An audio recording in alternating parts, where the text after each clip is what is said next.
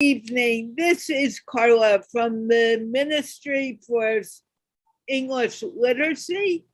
And today I have the great honor to speak with my friend Kamran Rizvi about communication and the importance of communication, not only between two friends, but within the world, how important it is to learn to listen as well as speak.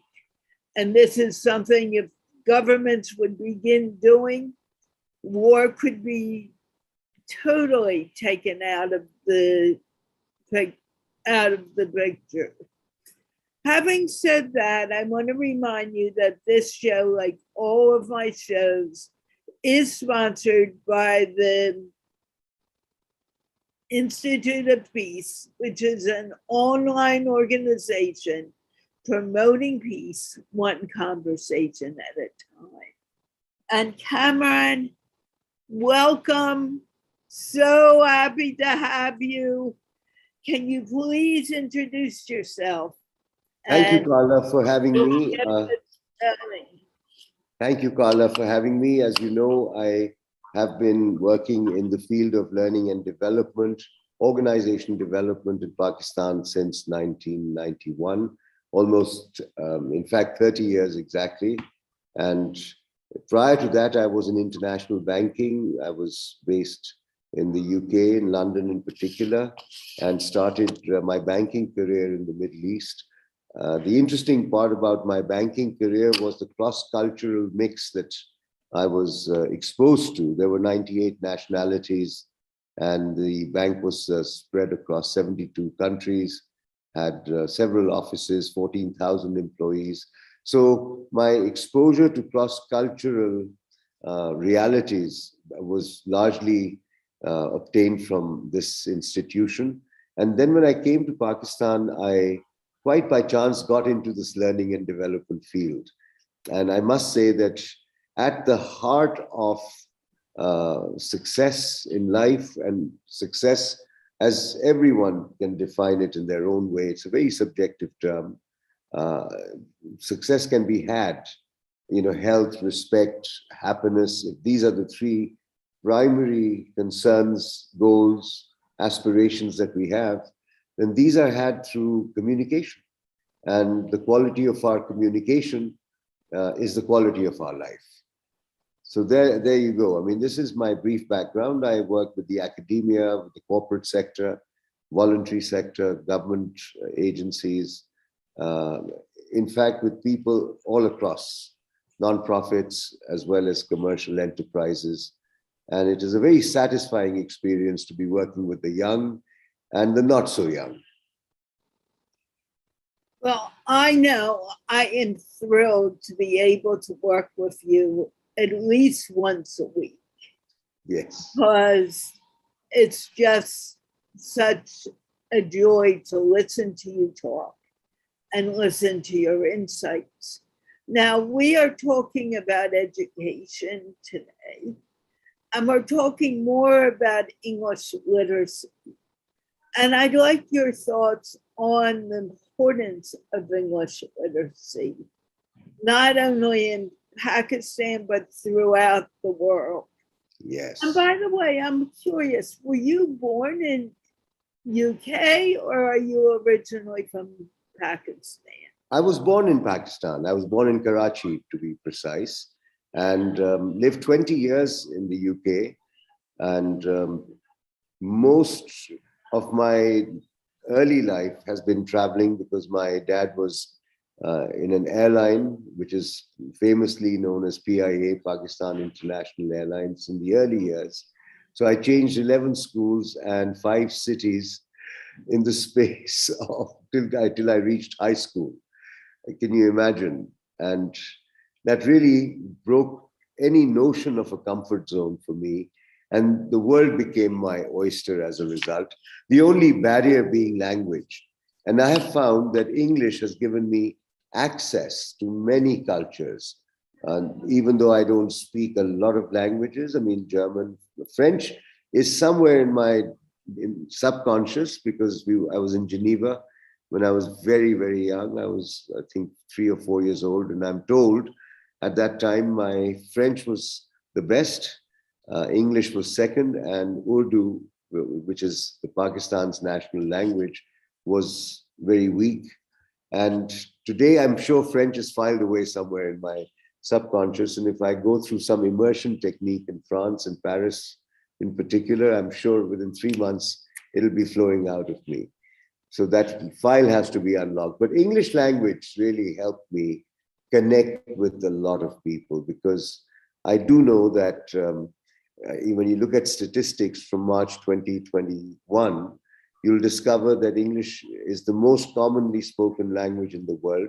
Over 1.4 billion people are speaking this language. All airlines, you can't be a pilot and flying an aircraft, no matter which country you belong to, if you're not conversant in the English language, in order to communicate. Because I mean, you mentioned communication, and I think airline industry is one great example of how pilots from Korea, from India, from Latin America, different parts of the world are flying around people, and the way that they're connecting with the ground support, the control tower, is through the English language.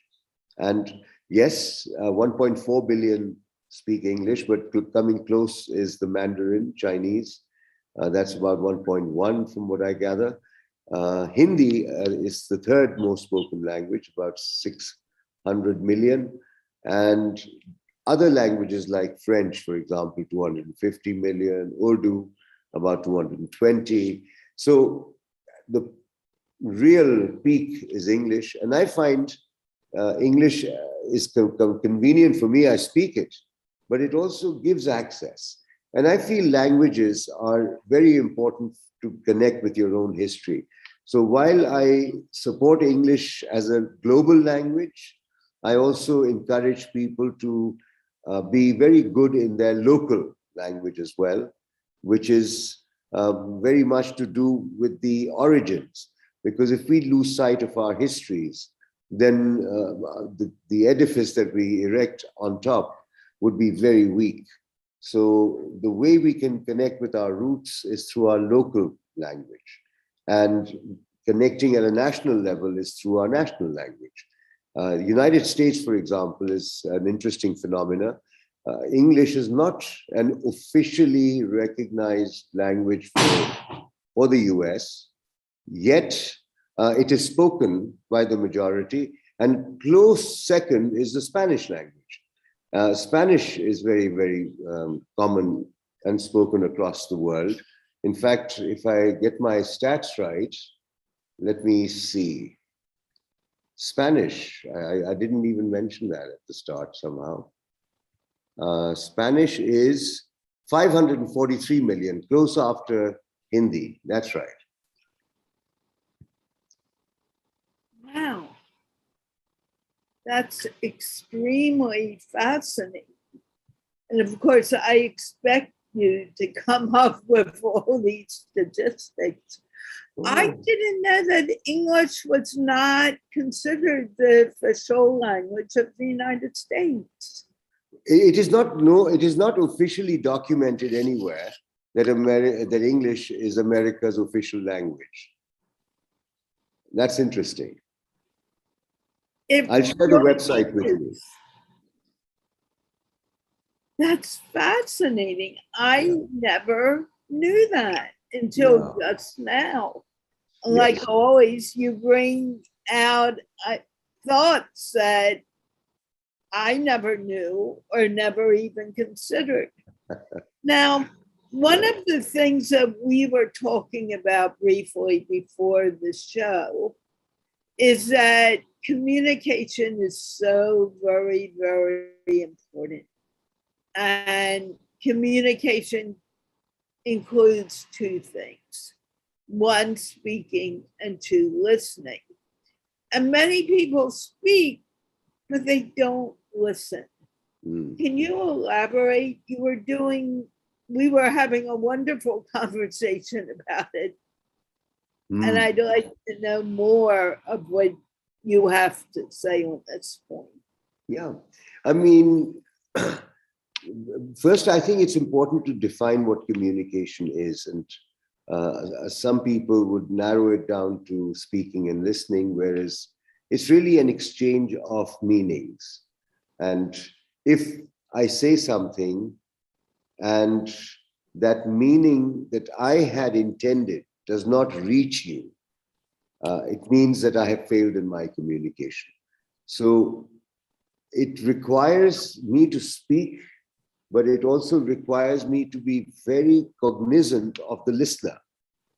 Because if I'm not using the choice, the words and the expressions that will convey to the listener what I intend for him or her to get from what I'm saying, then I'm not aware that I'm losing out. Because communication requires empathy. Communication really is what connects people.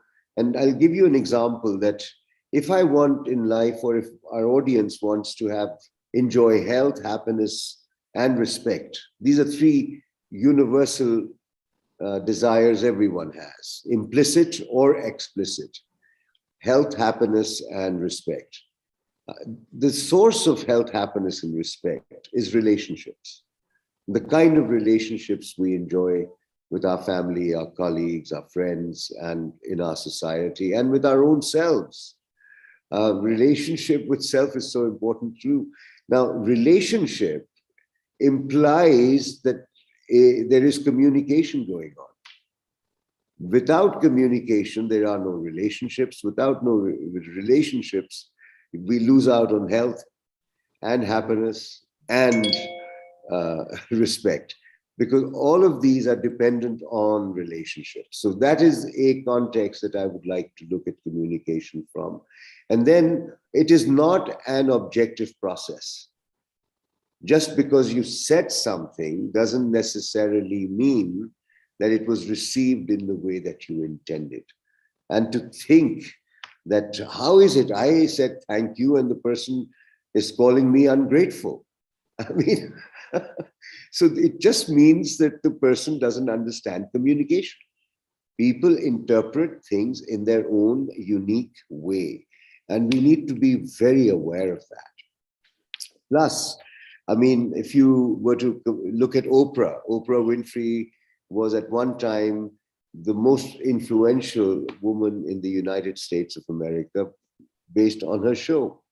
And she used to talk about issues and topics that concerned most of her listeners and audiences. And she had a knack for choosing those topics. And as a result, notice how impactful she became through that show that she ran for decades. And in the process, I realized that she does 6 things, which all of us do: reading and writing, listening and speaking, observing and behaving. These are 6 things that she does, you do, I do, and so many people do. In fact, at least 2 billion, 3 billion people would be doing it on this planet. These 6 things. Imagine the difference. Just because we all do the same thing doesn't mean we all produce the same kind of outcomes. So how can we improve our reading? How can we improve our writing? Because reading and writing is what shapes our mind, which then allows us to express ourselves effectively and in a way that inspires or informs or entertains or influences. And then, of course, listening is like reading a person. So when I'm reading a book, am I reading the book with my set of understanding, or am I reading it with what the author intended? And that is very interesting as well. So I may have read the book, but I may have also missed the point, because I may have brought my bias onto it. So communication is, in my view, one of those undervalued, underrated topics, because a lot of people just assume communication is talking and listening. I've been doing that for the last 20 years. Tell me something new. There is nothing new. Leadership, negotiation, conflict management, all of these skills that we talk about, these human skills we talk about, they all are branches of communication, including leadership, by the way. Because a job of a leader is to not only have a vision, but to communicate that vision, to connect people to the idea and emotionally engage them. That's the job of a leader. Now, how can a leader do that if he or she is unable to put across some idea which is compelling, attractive, and wins hearts and minds? That is, getting people to rally behind you.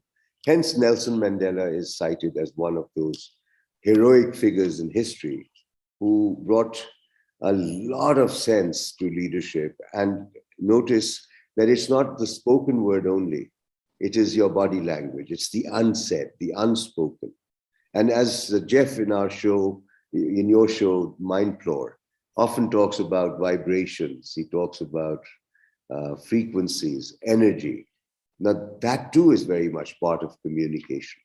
So English language in this context truly helps all of us listening to become global marketeers. We can reach out to the world through a language. Not that other languages are not important. All of the languages are critical. But if you want to broaden your reach, if you want to connect with more cultures, no matter where you may be in this age of social media and technology, English language gives you an edge. And I feel that those who have this ability ought to leverage on it. Now, you brought up a point that I find to be very important. We all want to speak. And very often when we speak, we are listening to respond. Oh, he said that. Now, when he shuts up, I'm going to say this. And instead of hearing what the person is saying, we're making that decision of what I'm going to say next. How can we help people learn to listen to what is actually being said? Wow. Intent has a lot to do with this, I feel. Why do we listen to someone? And if I take a view that I listen to people in order to learn from them, in order to learn about them, in order to discover what makes them who they are, then I am building a very strong relationship with that individual, because listening is the way to discover the potential around you. And I take the view of leadership in everything I do, whether when I'm talking to students or whoever.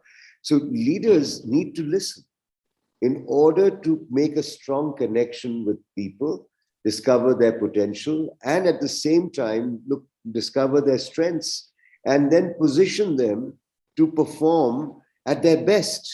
Because leaders are great at positioning people according to their talents and skills and aptitudes. If you're not listening, you're missing out on a universe of information. So intent drives it. Now, if I'm only listening out of courtesy, and frankly, I have no desire to have any connection with you, then that listening is superficial. It is a put on. It's not sincere. It's exactly as you said, waiting your turn. So we don't want to wait our turn. Listening is also a key to influencing, because the moment you know where the person is in his or her mind, only then can you approach the person with your idea in a manner that will be considered favorably. Considered. I mean, it doesn't necessarily mean if your idea is conveyed, it would be accepted. Best of friends often disagree with each other. But conversations happen when we listen to each other. And in this, the reward is that the more interest you take in the other person, the natural consequence is that the other person will take interest in you. And that is why Stephen Covey said in one of the 7 habits, first seek to understand, then be understood. And I thought that that sequence is magical, because once you have done the listening, speaking becomes that much more effective. And of course, whoever goes first tends to get the bigger mileage. This is the big concern, not only between you and me right now, but throughout the world. And one thing I have noticed is no two people, no matter even if you're really, really, really close, do you think alike? So how can we make our communication so clear that at least our points get across? People listen to what we're saying. I believe that, human beings are the most complex of creation. To take a human being lightly or to put a person in a box, oh, he's like this or he's like that, is perhaps the worst thing we can do. Appearances can be deceptive. And often I hear in communication that the first impressions are the last impressions. And those kinds of statements actually are true because people are very gullible. They fall for what they see, either in a negative or in a positive light. So coming back to 2 people who may be very close but are different, how can they communicate well? I suppose looking for occasions to have conversations. Communication is the baseline. And on the track of communication, to have conversations, which is exchange of ideas, openly, candidly, and with a very respectful environment. All of us have ideas, aspirations, fears, and hopes. And unless we are discussing those, we're not coming closer. And when we do discuss them, we come closer to the appreciation of the difference. I wouldn't say we come closer and become one. We truly become a bouquet and we start appreciating the difference. And I feel that analogy, if you look at Canada and the United States multiculturally, Canada describes itself as a salad bowl. A salad bowl has tomatoes and lettuce and so much else, whereas America describes itself as a melting pot. Now, there's a huge difference in the 2 metaphors. I feel more comfortable in a salad bowl because I get to retain my identity and add color to the environment. Whereas in a melting pot scenario, I am losing myself and becoming something else. And I feel that these 2 models are again worthy of discussion and exploration, because ultimately what we are not losing is our humanity in either of the 2. And if we are going to celebrate humanity, how can we, if we do not care to connect with each other through a language which enables us to discover the universe that each one represents? So many of, I agree, and I agree with your whole idea. In fact, I say this many times on my show, that although you are coming here and speaking English, you're using English as a tool and not as your major form of communication, unless even if you live in the States and you have family you brought from Pakistan, I want you speaking Urdu. I want you speaking Hindi at some point. If you're from India or if you're from France, you should be speaking French. Keeping that in mind, Kamran, why is it that people are so afraid of not only listening to what the person is saying and saying, hey, I don't understand you, please repeat it, and maybe having to say it more than once or twice, or even saying to the person, I really don't get it. I need you to speak slower, or I need you to do X, Y, and Z. Why is this such a fear?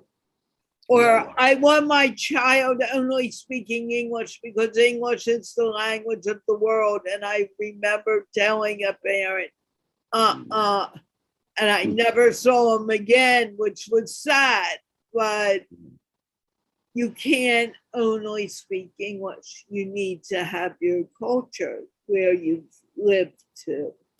Yes, yes.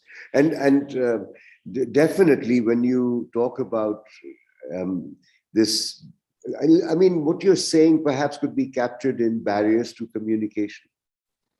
And there are lots of mental barriers that come into play. One of them is lack of confidence. The other could be not understanding the language. Language could be a barrier at times, and we both could be speaking the same language, but could be meaning two different things. And likewise, there could be knowledge barriers, because a lot of times there are people who have learned a set of things, they forget that their audience may not be familiar with that. And they sometimes lose their audience. So knowledge, culture, language, fear of hurting or upsetting someone. There could be a norm of culture. I mean, making eye contact with someone is at times viewed as a very respectful thing. In some cultures, it is viewed as being very direct, and being direct is being rude.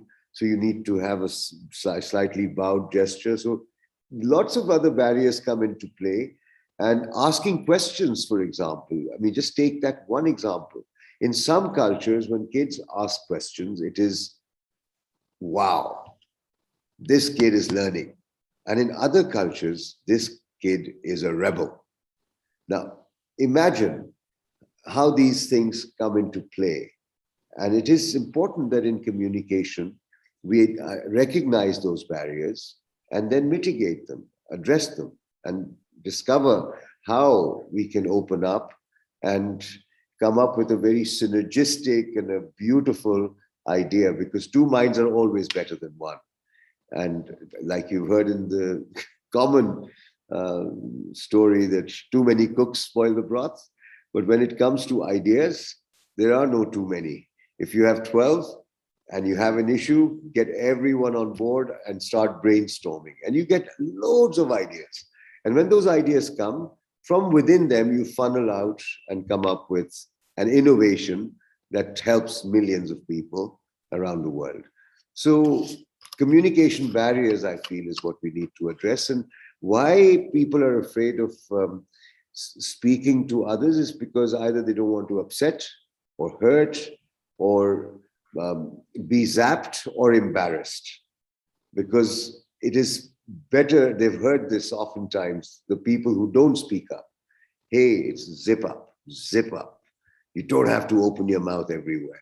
So to give you an example, it is important to speak, as you said in the beginning, Carla, and it is important to listen. Question, when to speak and when to listen. That is a question of timing. And this comes from experience, because we will make mistakes. We will sometimes shoot ourselves in the foot, but we have to make efforts, and we must know when to shut up and when to speak up. And that only comes from experience, because in every culture, every organization, every family, one has to be nuanced about it. And this term political correctness, which is so common in the West, you realize how that bubble is bursting. And today, so much is happening on account of that. And that bursting of that bubble, or that bubble used to separate all of us. Yes, yes. Personally, I was told, stay away from Muslims. Well, Yeah. that is not the case anymore. Yeah, yeah. How can we help more people in the world realize it? I know Rayhan often says, I want at least every Pakistani to speak to 100 people around the world. Actually, yeah. We're hoping it'll eventually become 500. Yes. But even in this country, there are people who I would love to do the challenge and begin speaking to people throughout the world. How can we grow this, Kamran? When people, I know you need to go, but I really want a good answer to this question. I think the answer to such a question is when people see the value and benefits in it for themselves, they would automatically move energetically and in an excited manner to connect. And short and sweet efforts which give that satisfaction, encouraging. If, let's say, the first 5 attempts were very encouraging, then the person would want to make more of it.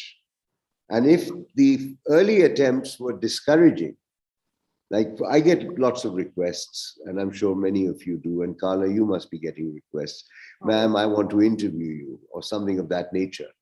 And I want you to be on my talk show. So when people are approaching us, and if our response puts them off or makes them feel not welcome, then I think we are discouraging the drive. So those listening, there are those who want to have a greater reach and network more on the digital space. And then there are those who could help such people do that. And ultimately, when these two come together, then this process will flourish. Because how beautiful it is when people from different backgrounds come together, speak around a theme that you host so well. One learns immensely from that. And it's only when you start enjoying the value of learning and start seeing people as live books that you will certainly not stop at it, because 500 then becomes a small number. It becomes the floor on which you stand and go for 5,000 and then 500,000. And then you start thinking in bigger terms. So, yes. And it's often difficult when you're talking about this to be able to get back to everyone who wants to talk to you. I mean, it is. I can't do it. Yes. And never leave my computer 24/7 if I was doing that. And yes. It's not because I don't want to make the connection. I can't. Yes, Kamran, I'm sorry. So if you have 100 requests and you accept one, that's okay. And those who feel that they've been rejected ought to understand it's not rejection, it is human limitation. So the world is too big. Don't narrow yourself to 1 or 2 personalities or 5 personalities and hope that you will get them on your show. I think you must broaden your search, because there are lots of people who are wanting airtime and you are providing them with that opportunity. So don't be fixated on a few names or personalities and keep pushing. Keep looking, I would say. Don't push, keep looking. And as a result, 500 is no problem in an ocean of 8 billion people. That's amazing when you think. And Pakistan has several billion people just there. Yes. And the States has 220 over here. You are almost, 300 million plus? And God knows. So there are lots of people, and I think every human being is a story. So we don't necessarily have to approach the Bill Gates of this world or the Elon Musks of this world or those who are very prominent on the social media. We need to approach people as human stories. And those human stories are everywhere. You could write a novel on any person you meet. It's just up to you on what you wish to discover from that individual. I want to mention that Ali Raza Khan, I think you've met him, is just enjoying this tremendously. Thank And you, thank Ali. you. Thank And you, he Ali. gives you a wider view of the world. He's an encyclopedia. I agree. We're very honored that this gentleman spends time with me. Having Wow. said that, I promised you that I wouldn't go over the half hour, and we have. I hope And you I'm actually surprised, Carla. I was thinking, how would we cover this half hour? And you have a knack of getting people to open up and start talking. And you're a great listener. Otherwise, you wouldn't be as successful as you are in connecting people across the world. And I salute you for that. And please tell us about this English language conference and the theme that you have in mind. I think that's important because it's happening very soon.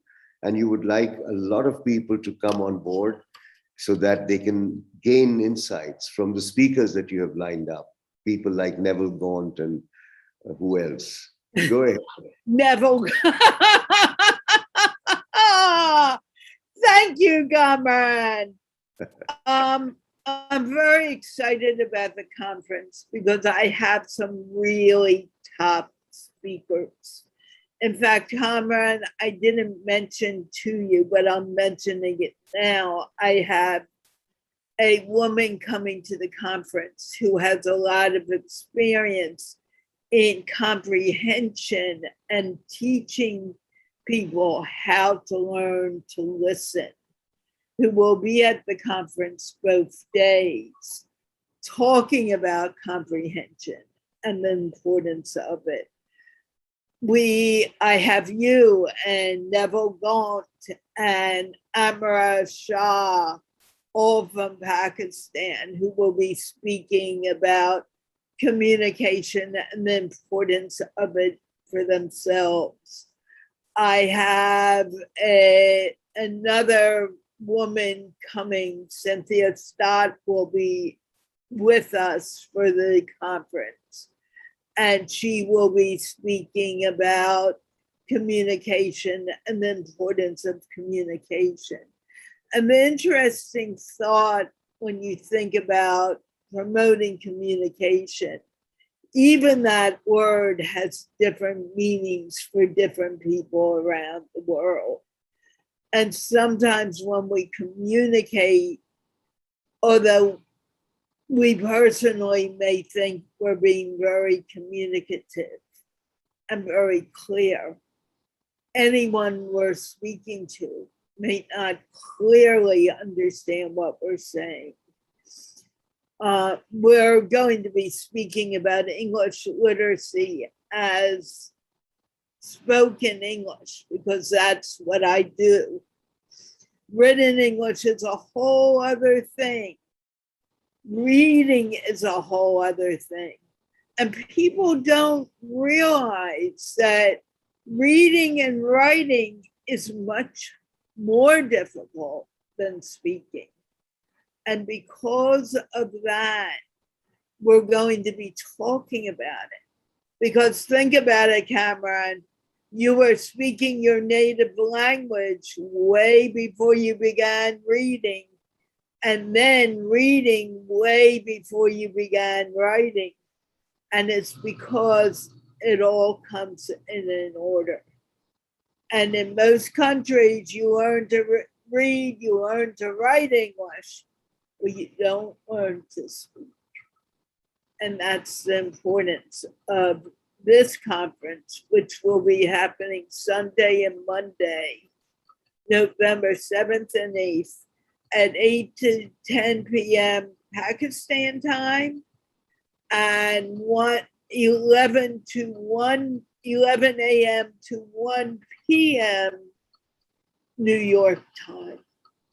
Thank you for letting me talk about that a little, Cameron. I really appreciate that.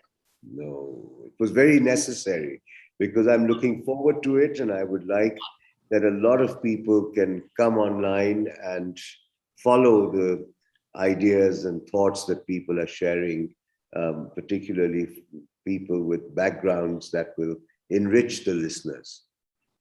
And we completely welcome people to comment in the on Facebook about it, so we can answer your questions and make it interactive.